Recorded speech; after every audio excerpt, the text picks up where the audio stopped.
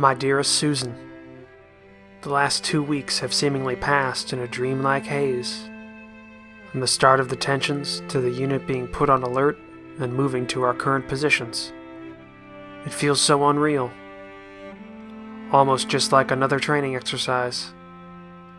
But as I look over the small valley we are set up over, I know that on the other side of those hills is the enemy. A real enemy. I hope the diplomats can work this out before things bubble over. Yours truly, Robert Davidson, West Germany, 1971. Hello everybody, and welcome to the first episode of Armored Brigade.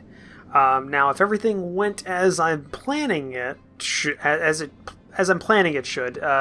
there should have been a little bit of a narrative open there with a reading of a letter from an individual that will, in this battle that we're going to play out. Now, I don't usually do this, but I want to kind of go over the game, and we're already in the battle because of how long it kind of takes getting missions set up. So I wanted to talk about this game just a little bit for you guys and for your guys' sake.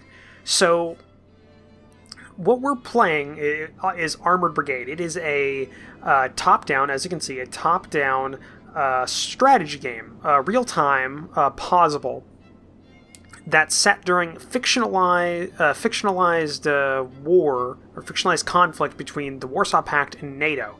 Anywhere between, I believe, 1960 to 1991 or 1990. So during that entire span you can play, and you can play as multiple nations: the United States, the UK, West Germany, East Germany, Poland, the USSR, and Finland, over a couple of different maps: the Fulda Gap, the North German Plain, and southeastern Finland. So like a huge amount of variance there. All the units are representative of the time period. Like if we go down here of the forces that we're currently using, we can see we have a M60 here. We also have a M113 with a tow, like a tow carrier variant. Got some man pads here. So this game is in very much almost like a spiritual successor of like the Close Combat series and those sorts of games. It's slow-paced, very tactical, lots of decision-making, and I've been wanting to cover it since I got this game, since I got the code for it. By the time I release this, it will not have been out, but it is coming out in November of 2018. But it doesn't lend itself to Let's Plays that well because it doesn't have a narrative story. There's no single-player missions other than a couple tutorial missions in the build that I'm playing in right now. So it didn't really lend itself to my normal my normal setup and kind of what I normally do with my videos on the channel. So I decided to do something different with this one. I'm going to be taking these essentially like narrative snapshots of a war between Warsaw and NATO to show off the game and to kind of give something to tie these videos together, because normally what you do with this game is it has a very robust battle or mission editor or mission maker or generator, however you want to phrase it, and essentially you have all the options available to you to pick a location on the overmap. So if we zoom out here, this is only a small portion of the map total. You can see Fulda right there, and you can see Hunfeld. Either way, like you can see this huge map. This is only a portion of it, and you pick a part of it to fight in. You decide the dimensions of the sector that you're going to be fighting in, and the sector you'll fight, the mission type, the forces that'll be present, and then you pick your force based on point totals. You pick all this kind of stuff. It's very, very detailed. So as a way to kind of give some narrative structure to this, we're going to have narrative opens and ends to these battles that'll kind of string them together and give you guys something to enjoy, and also flex my editing muscles just a little bit. So yeah, that's going to be this series. I don't know how long it's going to go for. I don't know if it's going to be a regular thing. If it does very well, I might continue doing this for the other factions and maybe get some voice actors from other YouTubers I know, like if we do have a British guy or a British person do the voiceovers for the British campaign, that kind of stuff. we'll see how it goes. But yeah, as you probably heard, this unit is currently overlooking a valley. So if we check the height map of this battle, we can see that this is a small hill here. This is a lowlands, and then we have a larger hill here.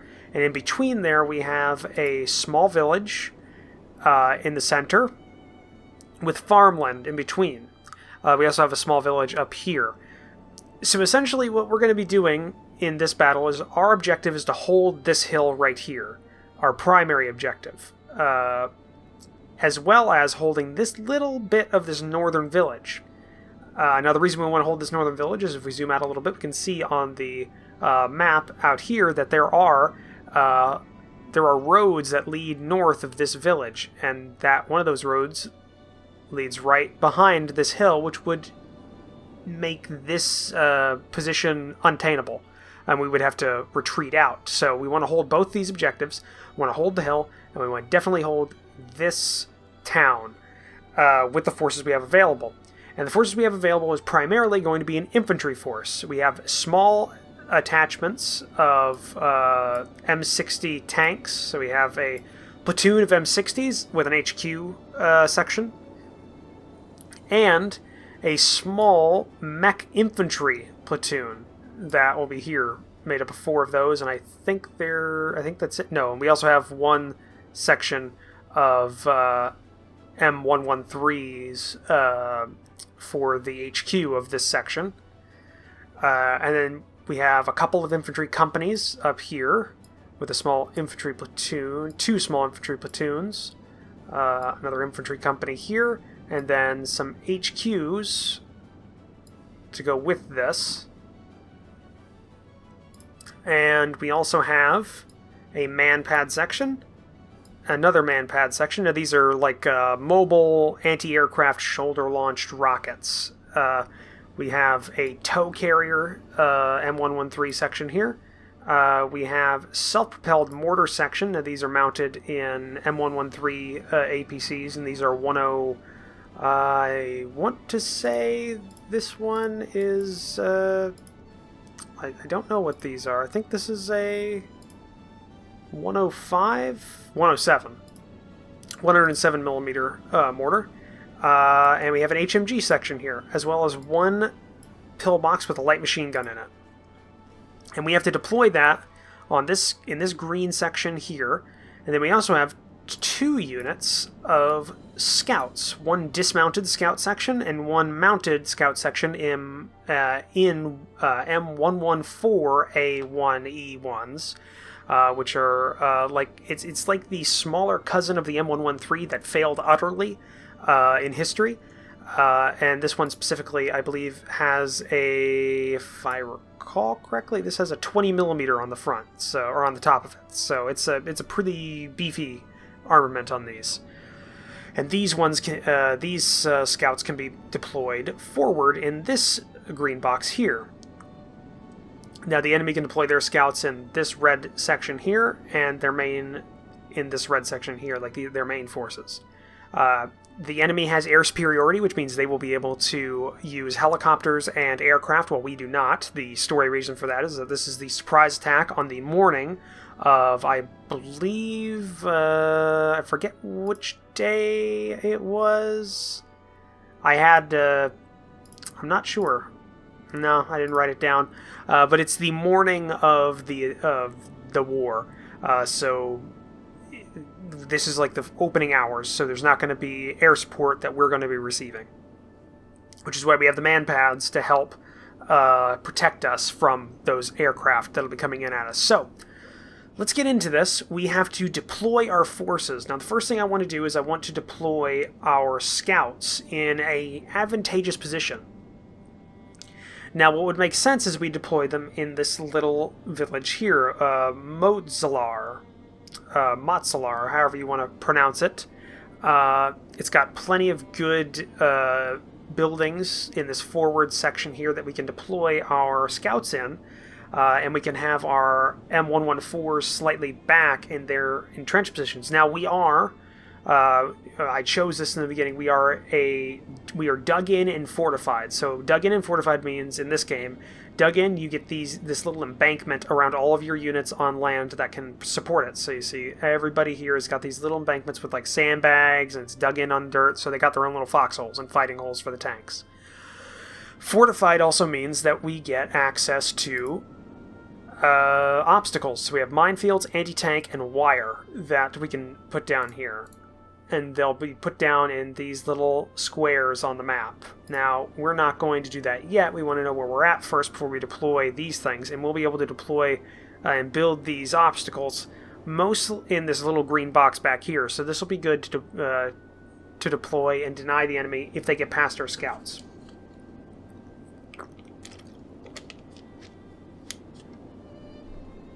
Sorry. I needed to take a drink there. So first things first, let's move our scouts to this village, because I don't think I want to put them anywhere forward of the village here, because there's no cover here, there's definitely no cover here, no cover here, no cover here, so they just get destroyed by the first enemy they spot. It's fair weather, so we got about 2.8 kilometers that we'll be able to see out, so we've got plenty of distance. So let's have this dismounted scout section. We'll split them up. One in this building up north. And then one in this forward house here. And then for the mounted scout section. What I'm going to want to do is I'm going to want to deploy them in a place where they can get onto their...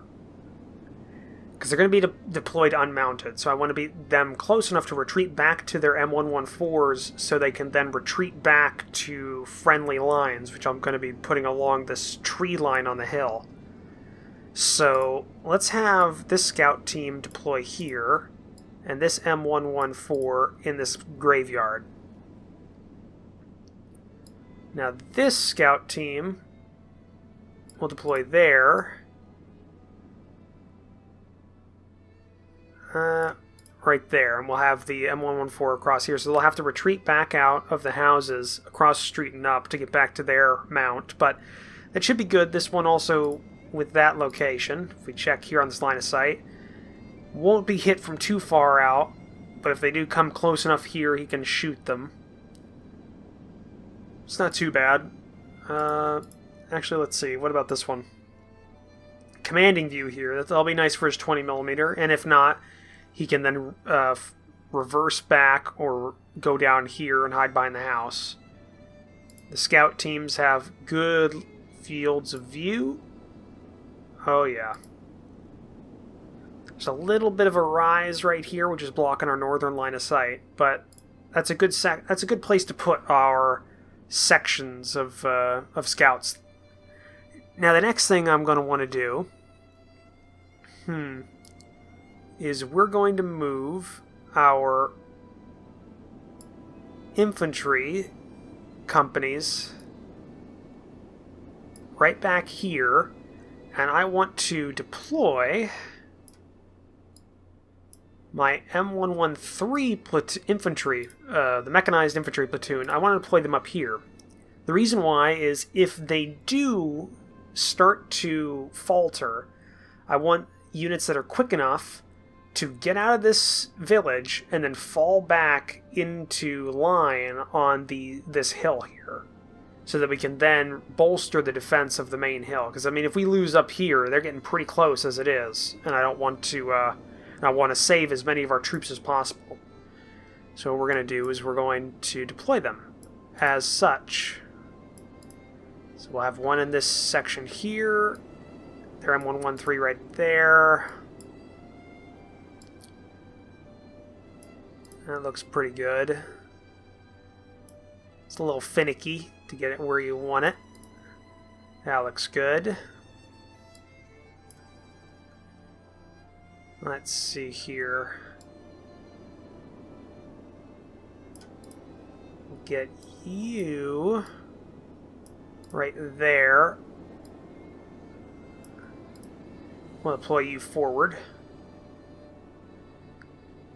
Actually, no, that's a bad idea. We'll deploy you back. You'll still have fire off to the side. And then you we'll have you next to the church with your section there, and then we'll put a command team inside the church itself. You know, I don't like that. Put you there with you there. There we go. So now this whole line is covered by infantry and the guns on their M113s. Then we got a command team in there to bolster their morale and give them some... Actually, we don't need that command. Yeah, we'll keep them there. Now, the other thing I want to do is I want to split off one of these tow carriers. Instead of having them all on the hill, I want to have this one forward deployed in the village. Because from this location, can give good line of sight on all of this section. Again, this area here, not as much, but as soon as they start crossing this plain or coming across here, it can start landing tow missiles on the enemy. Now, before I get too ahead of myself, we are going to change the SOP of these guys. We're going to go for effective range on both soft and hard targets, so they're not firing at the longest range possible. Same thing for the command section. Fire for that, fire for effect. What am I doing? Boom, boom, and hold fire. There we go. That works. This pillbox is going to be something we got to think about. Actually, you know what? No. Pillbox.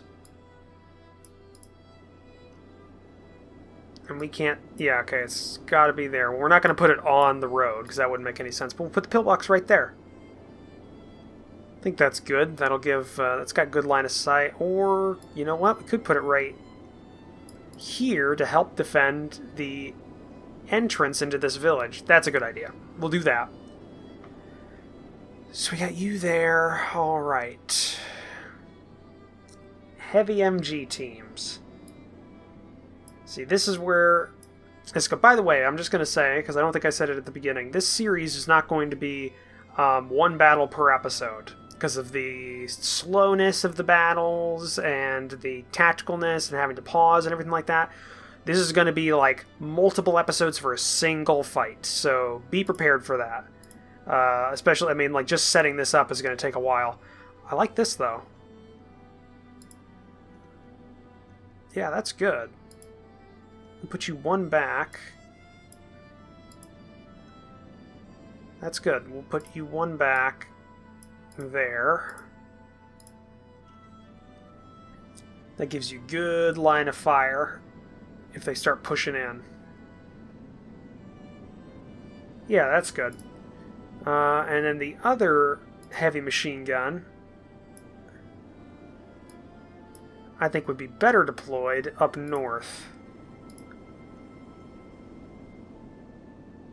Oh yeah, that's perfect. Right there. Where did I leave him? There he is. So if we check this. Oh yeah, that's a nice open line of fire for that 50 caliber right there. Okay. We want this one's SOP to be for effective range. Same with this one.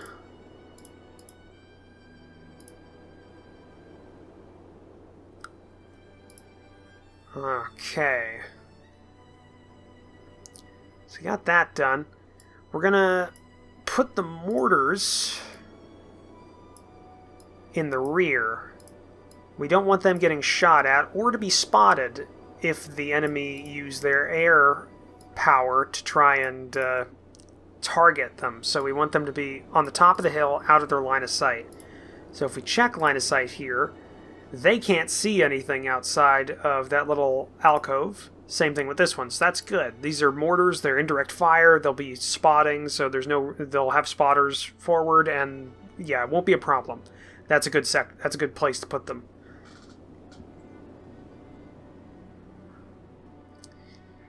I'm gonna move this infantry HQ section and put the M113s up here.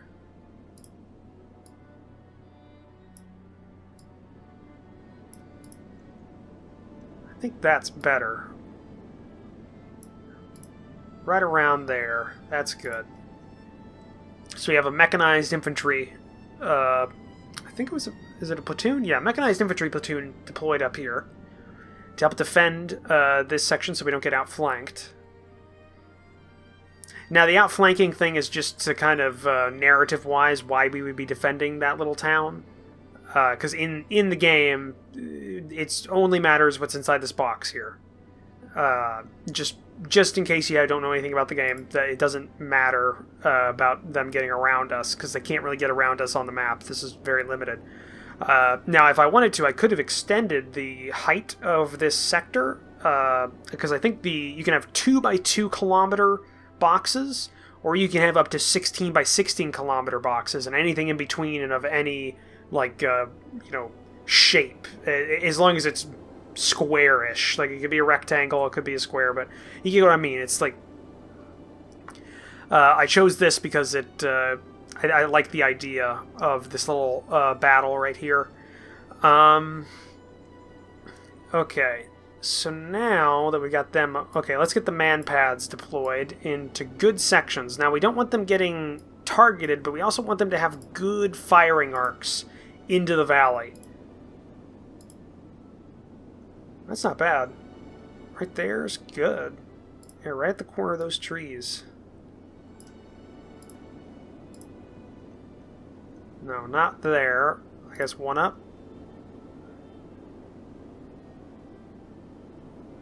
How about one higher? No. One higher? Yeah, right at the edge of those trees is good. So that one's good. Let's see about this.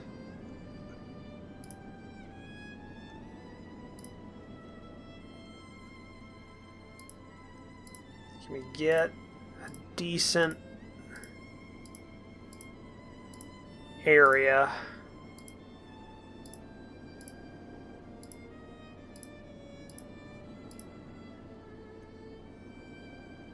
Okay, I think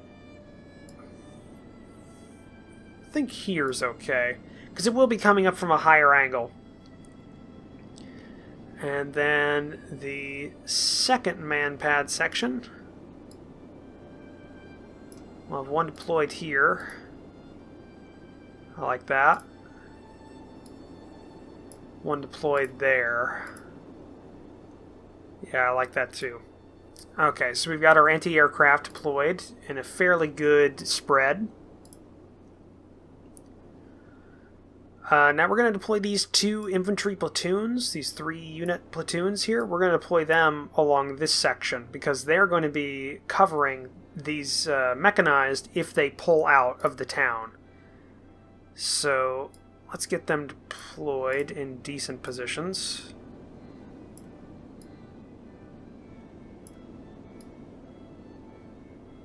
If I can get a decent position for this one. We want to have decent line of sight. Yeah, and they can fire on there. Actually, can we get them one closer? One closer would be better for this guy. Alright. And then this 3-man, or this 3 section unit, or I guess these would be squads, because they're, I don't know how many are in per. Where are we going to deploy you?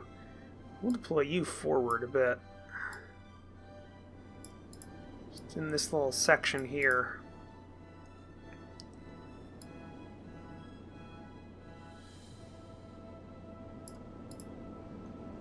There we go. That's a pretty good spread there. And then we'll have the HQ kind of in the back there. And this HQ will go down here and they'll help with these 2 companies of infantry. I'm going to try and finish up the deployment here for the first episode. I'm doing these in sets, so there won't be like an intro and outro that I normally do. So if you were hoping for that, I'm sorry. Didn't make much sense to do it with this because the battles are going to be so long and pretty varied depending on casualties. deploy the infantry kind of in supporting positions along this hill line.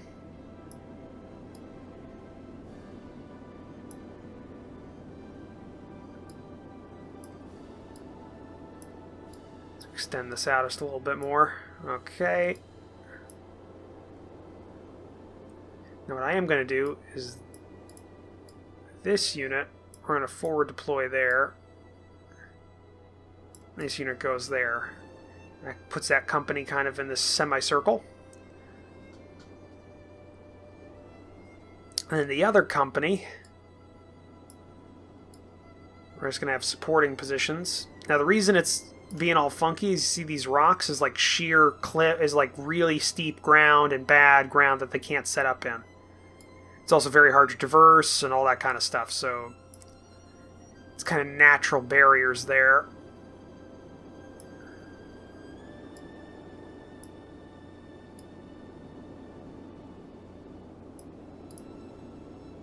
Just making sure they've still got their fortifications. We don't want we chose to be fortified, so we don't want to not have that benefit.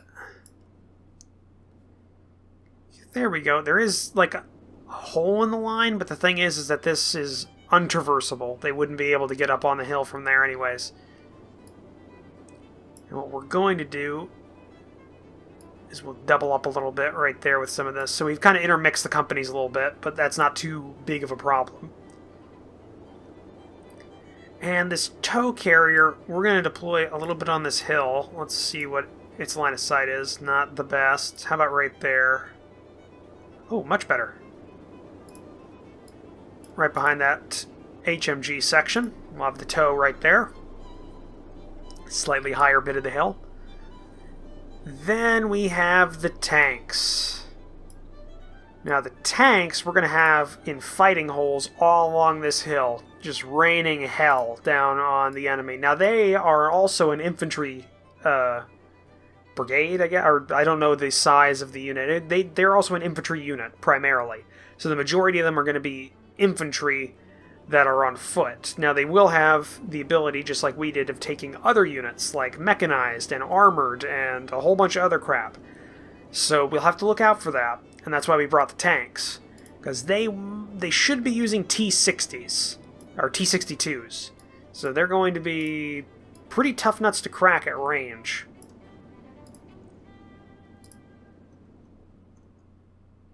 Yeah, that's pretty good. Have you deploy there. See about that section's okay. How about there? That section's good as well. Just double check that line of sight. Nope, I was one off. This one. That one's pretty good.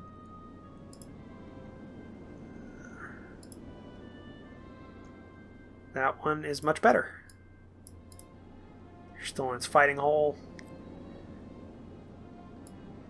We'll just kind of separate them like this, and then we'll get their exact location panned out. So right around here. What about there?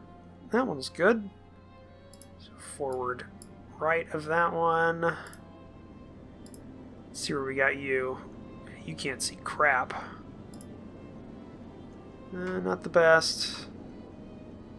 Not the best. Fairly good. How about right there? Not the best.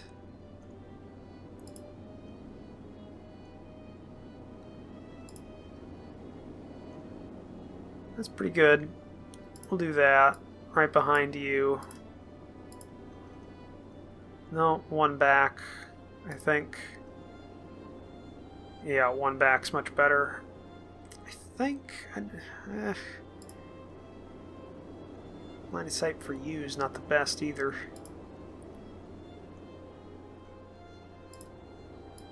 Have you deploy there. Have you deploy there. Sorry if the zooming out is getting annoying, but placement does matter here.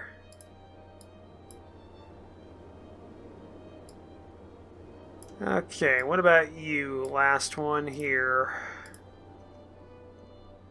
Not a lot of sight. Ooh, that's pretty good, though. We're in the open, but have a fairly good line of sight. And then we have the last two, which is an HQ unit. So I'm going to have the HQ kind of centrally deployed along this little section here. He can go support if need be, but right there is good. Now I need this guy, which I kind of want to deploy a little bit northerly so I can get line of sight in this northern section.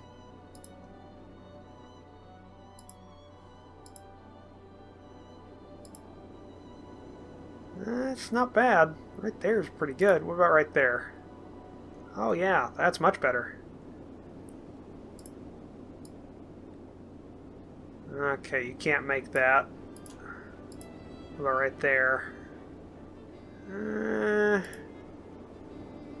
That's better. That's a better section right there. Okay, so the tanks are deployed, the infantry's deployed, all the HQ units are deployed. We're going to have... Actually, we already have an HQ unit. We'll have an HQ unit up north here. How does this look from this location? Pretty good. That's good enough. We'll have this command team up here with these mortars. Okay, and that's all the units down. Now the only thing we need to do now is place all of our like obstacles. So we have minefields. So what we're going to do, put down a couple of minefields to make the entryway onto this hill hell for anybody that tries in the north here.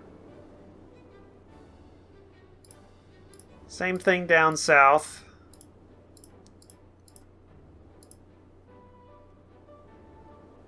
That's pretty good. Now, anti-tank. We don't want tanks going around these things. So we're kind of interspersing these around the minefields.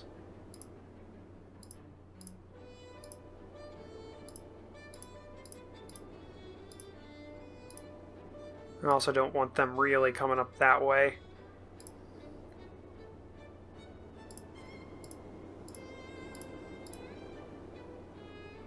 It's pretty good.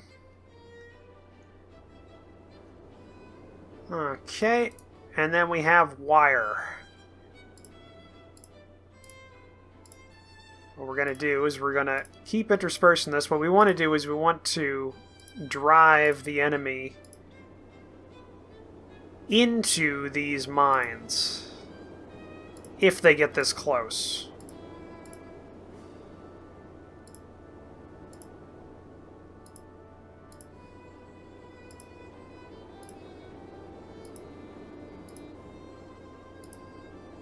Okay. Alright, and that's all of them. That's pretty good. And we got Dragon's Teeth and wire kind of interspersed around there with a whole bunch of minefields. This will make the retreat of our scouts harder, but we have left a little path for them to come around and then through. That will be the weak point, but again, this is up a very bad ground. It's very bad ground up here, which is also why we didn't put mines down. So yeah, I think this is good. Okay, so the big thing will be to... Yeah, the big thing is we're going to have to use our... We don't have any artillery. Now, just as a thing, because it isn't in this... it's not going to be in this battle. But, normally, when you have bought artillery, off-map artillery, you have to put down TRPs, which are target reference points, on the map. Now, these little sections, you'd put them down...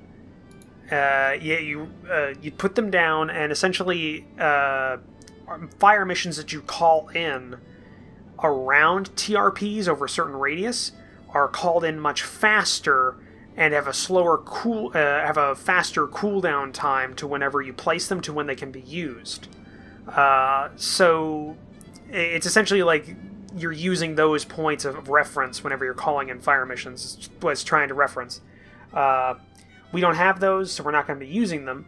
You also have ones for mines, and so like later on in the timeline that you can use, I think the U.S. has deployable minefields from artillery, essentially, and you need TRPs for that specifically. But again, we don't have that. What we have is on-map artillery. I guess you could call it artillery, but we have on-map mortars. That we'll be using to kind of thin out the infantry as they cross this section. So let's get into it. It's been at least one episode proper since we started, and this was just getting things set up. So let's actually start the time.